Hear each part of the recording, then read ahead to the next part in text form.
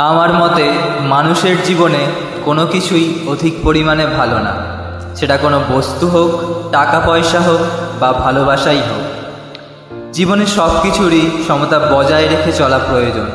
কারণ তুমি যদি তোমার জীবনে প্রয়োজনের অধিক কিছু পেয়ে থাকো, তাহলে দেখবে তুমি প্রাপ্ত জিনিসটির মূল্য বুঝবে না। আর যদি তুমি কাউকে তার প্রয়োজনের অধিক কিছু দিয়ে থাকো, তাহলেও দেখবে সে সেই জিনিসটির মূল্য বুঝবে না।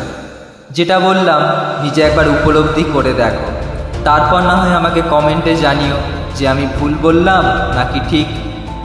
তবুও আমি বাস্তব জীবনের দুটি পরিস্থিতি তুলে ধরছি, যেখানে তুমি আমার বলা কথার প্রমাণ অক্ষরে অক্ষরে পেয়ে যাবে। এক, যে সন্তানের বাবা খুব বড় লোক, সেই সন্তানগুলো দেখবে নির্দ্বিধায় টাকা উড়িয়ে বেড়ায়, কারণ সে তখন টাকার মূল্যটা বোঝে না। আর যে সন্তানের বাবার কোনো টাকা পয়সা নেই, সে নিজে উপার্জন করে তবেই টাকার মুখ দেখেছে, তাকে দেখবে সে অনেক ভেবেচিন্তে টাকা খরচ করে, কারণ সে টাকার মূল্যটা বোঝে। আর দুই, তুমি তোমার প্রিয় মানুষটাকে খুব ভালোবাসো, তার জন্য সব কিছু করো।